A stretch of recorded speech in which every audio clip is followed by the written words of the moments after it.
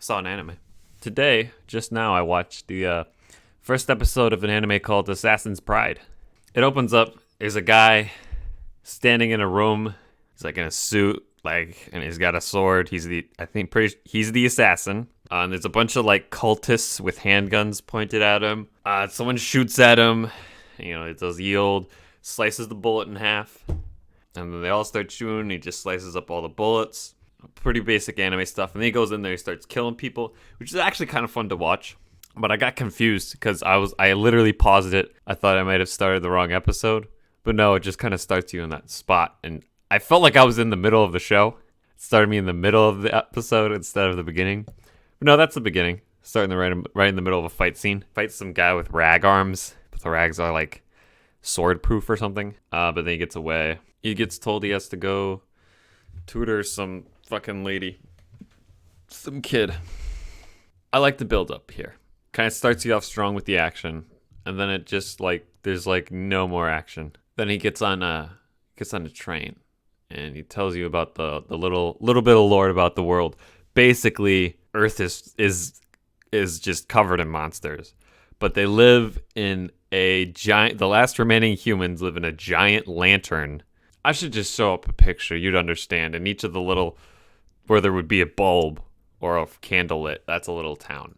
And that's where all the people live. And it's like silent. It's like quiet. It reminded me of Samurai Jack in the sense that it can be quiet sometimes. No music, no talking, just silence. And that's nice. It's nice to have. And he says something, he and this girl get off the train at the same time, and they both say the same thing aloud. They say something like, "This seems like a brainy place." I don't know what that means, but they said it at the same time, and they kind of bonded over that. And he's really nice. He helps her down off the train, and then he carries her bag out of the station with her. And he's like, "All right, see you." She's like, "We got to meet up again sometime." He's like, "Yeah, see you, bye." And the whole time he's putting on this very, very it's like he's putting off a facade about being a really like a gentleman. But he really doesn't care about any of that. He's more of a murderer. He's more in it for killing people. And he's just being kind because that's what you do. He goes on, he walks through a town. In the town, he sees a little kitty, and the cat's got a busted up paw, picks it up. 2 seconds later, he puts it down, and it's fine. He clearly healed it with magic, but it doesn't show the healing with magic.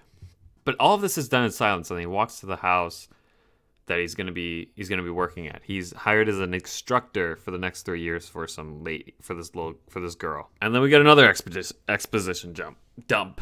Actually, before that, he gets to this little manor, and the girl stands on the balcony, and she jumps off.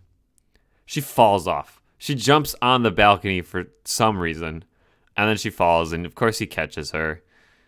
And she's like, "Ooh, la la la la la." And then we get an exposition dump. Basically, there's magic, and there's but only through bloodlines. And she doesn't have any magic, so the rumor is that her mom was actually had an affair with a commoner, and that's why her daughter does not have magic. If she is the daughter of a mage, he will train her. If he finds out that she's the daughter of a commoner, he will kill her. She's got a pretty rough life because she's trying to become a master paladin or something, and you need magic to do that, but she doesn't have any. She's in a school for it's like My Hero Academia when the guy goes to school for superpowers, but he doesn't have a superpower. She's going to the magic school, but she doesn't have any magic. She's got really good fighting stance, the guy comments. He's like, she's got beautiful form, but no magic, so you're dead. She gets in a fight with my least favorite part of this episode was when she got in a fight with someone at school. It was just kind of weird how it happened. It was like, "Let's fight. Okay, I'll fight you." And she knew she was going to lose, and then she gets humiliated in front of all these people, and her cousin was there. And her cousin's like, "Wait, hold up, cuz." And then she's like, "Screw you, cousin. What are you going to do? Just tell...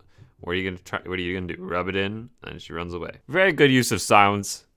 When she yells at her cousin, it just pauses in silence, and they just look at each other, and she walks away. It was kind of powerful. I liked it. But overall, the school stuff, kind of freaking annoying. Kind of annoying, the school stuff. It cuts to him at the house. He's writing a letter about how he's going to fucking kill this bitch because she's clearly not she's clearly the daughter of a commoner and she has no magic potential. And he talks to himself about how she has a very rough life and she will never get rewarded for the suffering she's going through now. And so he's going to kill her and put her out of her mercy. And that is his assassin's pride. His pride as an assassin is to know that the world will be a better place, that because this person is dead, someone will be better off. And in this case, it's going to be her. But before he goes to her, he like prepares his fucking assassin tools and then he goes to her room. But she's not in there. And he's like, oh, where'd she go? And she's not in the house. So he tries to track her down. He tracks her down. She's being chased by some of the monsters. There's monsters, right? She's being chased by some really weak ones. And they just start beating her. And he's like, why doesn't she call for help? And he realizes if she calls for help, then she's admitting she doesn't have mana and she's not powerful enough to take on the monsters, which means she's the daughter of a commoner, and that's not good. But then he hears all that and he feels really bad for her. He feels real bad because, like, damn, she really wants this, but she's never going to get it. So he goes in there, he kills the monsters, and he's like, all right, I can help you awaken your magic, but it's like 50-50, you'll die or you'll get your magic, something like that.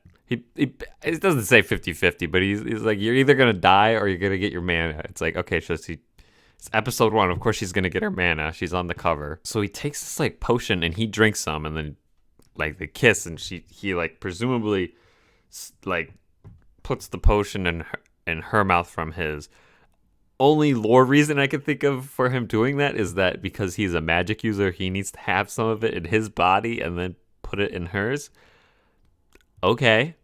So he does that, and then she like goes on an LSD trip. She falls backwards and suddenly she's drowning in water, even though they were in like the middle of a park that had no water. She falls backwards and she falls into a pool of water and she just starts drowning and like all the colors coming off of her while it's total LSD. And then the episode ends with her drowning and she's like, it's from her point of view. She's like reaching her hand out to the light above.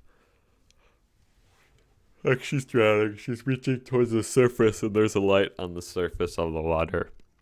And then it cuts to the credits. But you know she's not dead. Like, you gotta know. There's 11 more episodes. There's no way she dies here. Or maybe she does. What do I know? I haven't seen episode 2.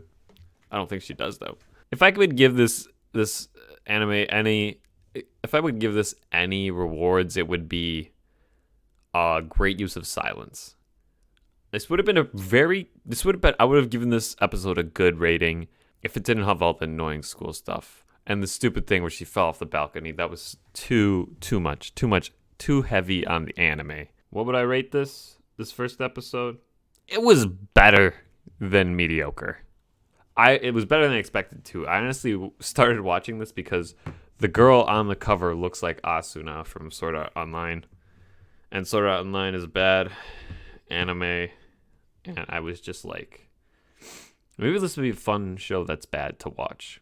It's probably more like a 6 than a 5. This one was okay. This is an okay episode of an anime. This is okay. Give it a 6. This is okay. Will I watch another episode? Probably. Let's see what they got for me next episode.